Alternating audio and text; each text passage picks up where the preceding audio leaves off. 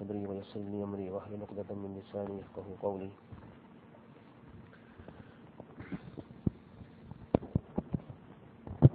Imam Muslim rahmatullah alayh is not as well known as Imam Bukhari rahmatullah alayh, and it is for this reason that it is important for us to understand just a brief history of who Imam Muslim rahmatullah alayh was. Obviously this is the occasion of the completion of Sahih al-Bukhari, and time and again we hear about the life, the works of Imam Bukhari rahmatullah alayh. However, we rarely get to hear about the life and the works of the other five, about the life and works of the five authors of the other books of the hadith. And it is for this reason that our Hazrat, the Shaykh al-Hadith Moulana Yusuf Madala Sahib, Damat Barakatuhum, may Allah grant him a long life, he suggested and he came up with the idea that rather than having speeches, we should have the lectures on the other books of hadith. And in that way people get to understand that Sahih al-Bukhari is not the only book of hadith. Many people also underestimate the other five books of hadith. Some people feel that because Imam Muslim, Imam Ibn Majah, Imam Tirmidhi, Imam Abu Dawud, Imam Nasai, they do not have as stringent measures and terms and conditions as Imam Bukhari rahmatullah alayh. That is why many people shun the hadith of these five books, and they feel that if any book is to be taken, if any book is to be read, if any book is to be understood, then it is Sahih al-Bukhari. It is important for us to understand that these 6 books of hadith are not the only 6 books of hadith. There are many books of hadith that are taught. These are the main 6 that are taught: Sahih al-Bukhari, Sahih al-Muslim, Sunan al-Tirmidhi, Sunan Abu Dawud, Sunan al-Nasai, Sunan Ibn Majah. And apart from that, Muwatta al-Imam Muhammad and Muwatta al-Imam Malik, these books are also taught. However, there are many books on hadith other than these that I've just mentioned, and yet many people feel and assume that if we take a hadith, if we understand a hadith, it has to be from Sahih al-Bukhari.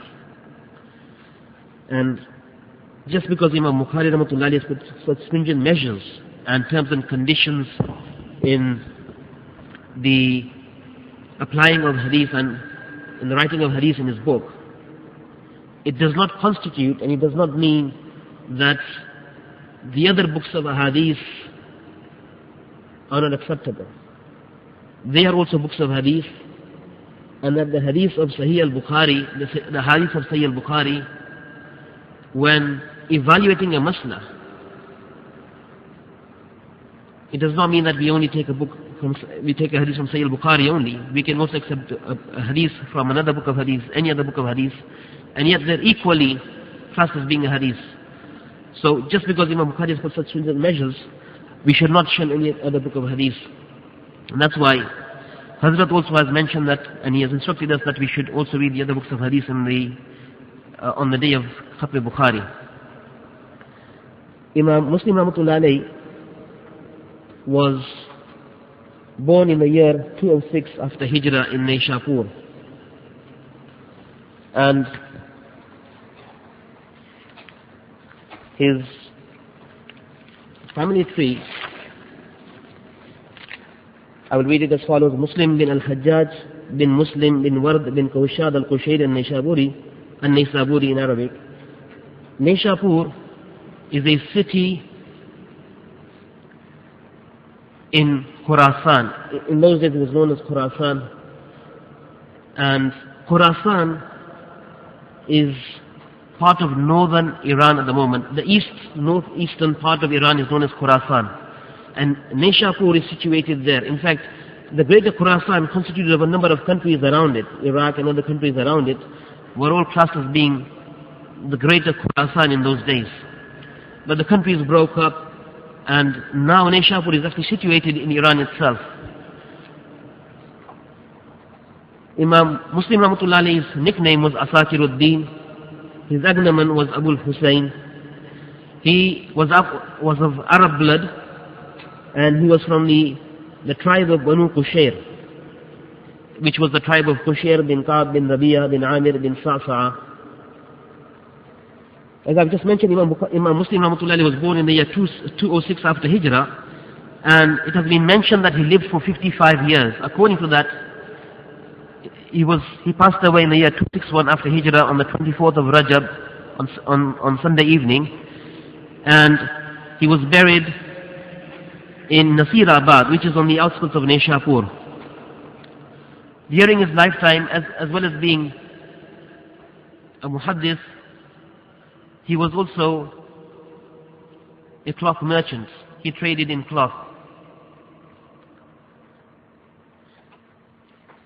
Imam Muslim Rahmatullahi started studying hadith in the year 218 after Hijrah. According to the dates that we have, that means he started studying hadith at the age of 12.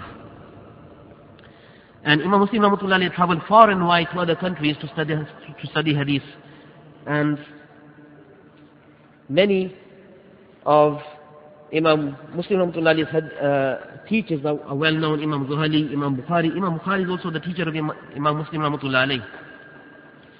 And there are many other teachers of Imam Muslim Rahmatullahi. From the students of Imam Muslim Rahmatullahi is also Imam Tirmidhi, who is one of the authors of one of the 6 books of hadith, Sunan al-Tirmidhi.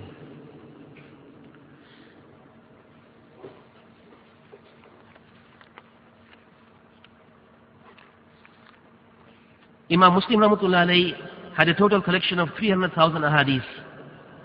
That is not just 300,000 hadiths, he knew those 300,000 hadiths off by heart.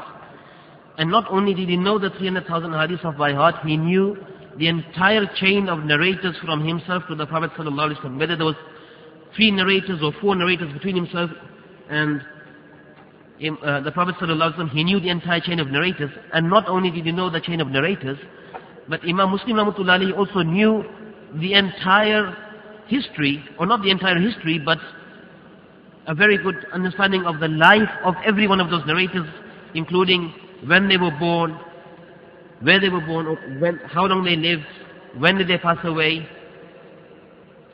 who did they meet, who did they not meet, so which other narrators did they meet and which other narrators did they not meet. And that's why Imam Muslim Rahmatullahi was an expert in the field of hadith. He was able to determine, if he received a hadith from a person with the entire chain of narrators, he was able to determine as to whether one narrator had taken the hadith from another narrator or not, by looking at when they lived, how long they lived, where they lived, who they had met, who they had not met. To know 300,000 hadiths is a mission today. To know 10,000 hadiths is a mission. To know 1,000 hadiths is a mission. He knew 300,000 hadiths. He also knew the entire chain of narrators, and he knew a very good history of every single narrator that was in those 300,000 hadiths. Imam Muslim Rahmatullahi spent a total of 15 years in deducing and deducting from those 300,000 hadiths a compilation of approximately 12,000 hadiths. Ahmed bin Salama was the student of Imam Muslim Rahmatullahi, and he requested Imam Muslim Rahmatullahi to compile some ahadith, and such ahadith that if a person wished to pick up a book of hadith wherein he knew he would not have to look at the state of the chain of at the state of the narrators or anything else, he knew that those hadiths would be absolutely correct, and there was no doubt in those hadiths, there was no doubt in the chain of narrators or anything, and he was able to find the hadiths with ease.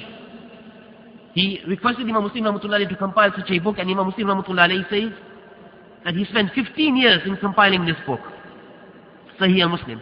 And he also says that I have not put every single Sahih hadith in Sahih Muslim.